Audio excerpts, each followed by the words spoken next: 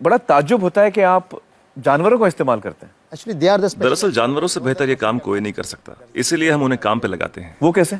देखिए, गाय के बारे में तो हम सब जानते हैं, गाय दूध देती है, पर 4-5 बछड़े पैदा करने के बाद जब गाय दूध देना बंद कर देती है तो लोग समझते हैं कि गाय बेकार हो गई है। इसी तरह लोग कचरे को भी बेकार समझते हैं, पर माइनस और माइनस के मिलने पर ही प्लस बनता है। To minus always plus. बस इन दोनों चीजों को साथ में जोड़ने की जरूरत है। And every 4 hours we collect in the bulk इसलिए हम सब्जी मार्केट से हर 4 घंटे में बचा हुआ माल उठाते हैं। fruit mandis. So there's कुदरत ने हर चीज के लिए वक्त दिया है, अगर उस वक्त के अंदर आप सही इस्तेमाल कर ले तो वो चीज बेकार नहीं रहती, उसमें से कुछ काम की चीज निकलती है। resource. So the dry इसलिए हम अपने प्रोजेक्ट में गाय को अपॉइंट करते हैं, हर 35 किलो छिलकों के लिए एक गाय। उनका काम है इन सब्जियों के ताजे छिलकों को खाना, गोबर देना और फिर शेड में आराम करना, रिटायर्ड जिंदगी जीना।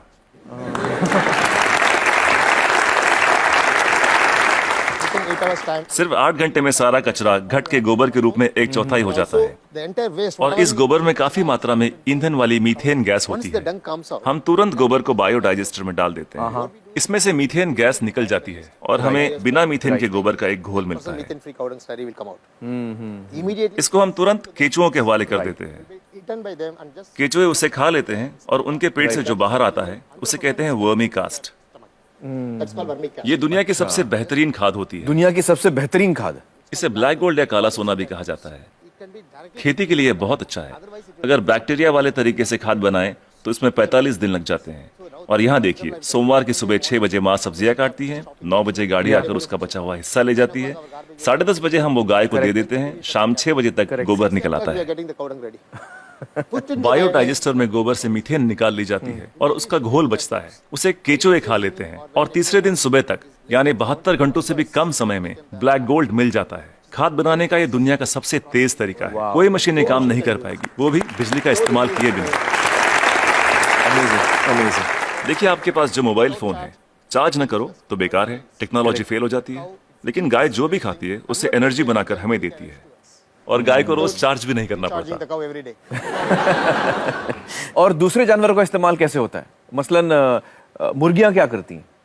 जो सड़ी गली चीजें गाय को नहीं दे सकते उसे हम सीधा कॉम्पोस्ट पिट में डाल देते हैं, पर वहां उसमें मैगेट्स पैदा हो जाते हैं। Will come out. मैगेट्स मतलब वो छोटे छोटे कीड़े। छोटे कीड़े, ये कीड़े मुर्गियों को बहुत पसंद हैं, चुन चुन के खा लेती हैं और बदले में अगले दिन सुबह बेहतरीन अंडे देती हैं। जो लोग कीड़ों को देखकर मुंह बनाते हैं वो अगली सुबह उन अंडों से बने ऑमलेट को बड़े मजे लेकर खाते हैं। No technology can do this. कोई टेक्नोलॉजी, कोई मशीन ये नहीं कर पाएगी। No machine in the world. दुनिया में ऐसी कोई मशीन नहीं बनी जो कीड़े खाए और अंडे दे। बिल्कुल ठीक, बिल्कुल ठीक। But the chickens role also लेकिन हर चीज में जहाँ कुछ खूबियां होती हैं वहाँ कुछ खामियां भी होती हैं। positive and negative. Okay. मुर्गियों के साथ एक परेशानी है, आप चाहे पूरा दिन उनसे काम ना लें, आराम करने दें, In the daytime, फिर भी वो रात को काम नहीं करेंगी। night time it never work. तो रात को कौन काम करता है? For that रात we को हमें are- मेंढक को काम पर लगाना पड़ता है और वो सिर्फ नाइट ड्यूटी ही करते हैं। कुदरत का करिश्मा है, एक दूसरे की कमी को पूरा कर देते हैं, ना तनख्वाह मांगते हैं, ना बोनस, ना यूनियन बनाते हैं, ना हड़ताल करते हैं, बस अपने अपने काम में लगे रहते हैं। सही है, सही है। तो मुझे बताइए कि ये बतखें क्या करती हैं? Duck's favorite food. बतख का पसंदीदा खाना है मछलियाँ। अब मछली बाजार का कचरा म्यूनिसिपैलिटी के लिए सरदर्द होता है, पर वही मछलियाँ बतख के लिए दावत हैं। तो अगर आप हर 3 घंटे में मछली बाजार का कचरा उठा के बतखों को दे दे तो ये तुरंत हजम कर लेंगी। 15-20 मिनट में सब कुछ सफाचट, और कचरा अगले दिन बतखों के खूबसूरत अंडों में तब्दील हो जाएगा। The whole thing will be conducted with beautiful. Normally the ducks will lay आमतौर पर बतखें हर महीने 8 से 10 अंडे देती हैं, लेकिन जब हम उन्हें मछलियों और दूसरे नॉनवेज की खुराक देते हैं तो 24-24 अंडे देना शुरू कर देती हैं। ओह, and if I have 20 ducks then multiplied by yeah, we have हम हर 11 मादा पे एक नर बतख रखते हैं। duck on one male duck. why 11 female and 1 male? हमें तो अंडों से मतलब है, एक ही नर बतख काफी है। तो ये जानवर आपके लिए बहुत अहमियत रखते हैं। They are the people doing जी बिल्कुल, इनकी वजह से ही तो इतने बढ़िया नतीजे मिल रहे हैं। तो इस वक्त आप किसी प्रोजेक्ट पे काम कर रहे हैं? Yeah, right now I'm working with Coimbatore. फिलहाल कोयम्बतूर में काम चल रहा है, डिस्ट्रिक्ट रूरल डेवलपमेंट एजेंसी के साथ। हम 10 ग्राम पंचायतों का काम संभाल रहे हैं जो एक म्यूनिसिपैलिटी के बराबर है।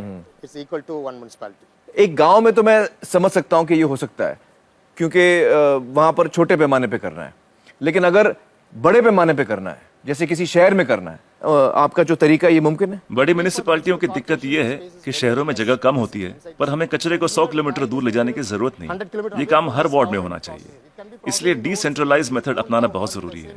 छोटे छोटे स्तर पर करना चाहिए। Decentralize method.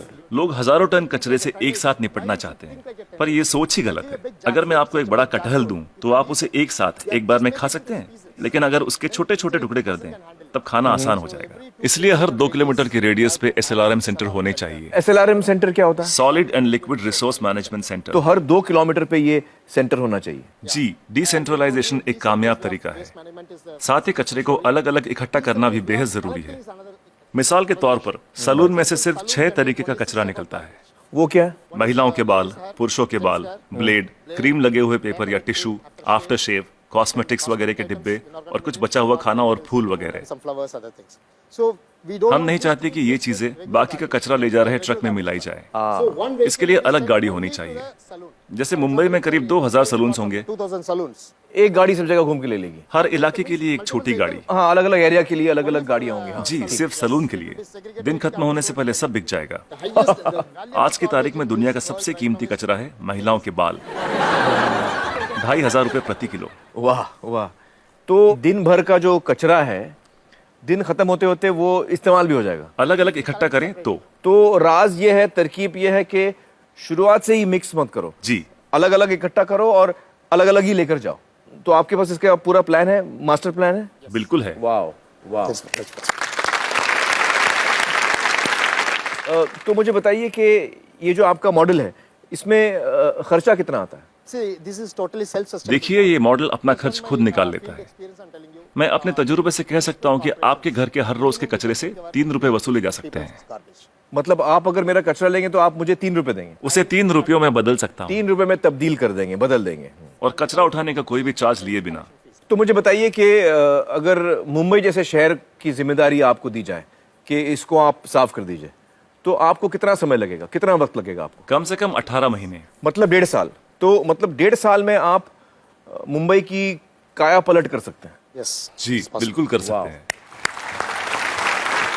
बहुत बहुत शुक्रिया श्रीनिवासन जी, बहुत ही कमाल के सुझाव आपने दिए हैं। बहुत बहुत शुक्रिया। Thank you so much.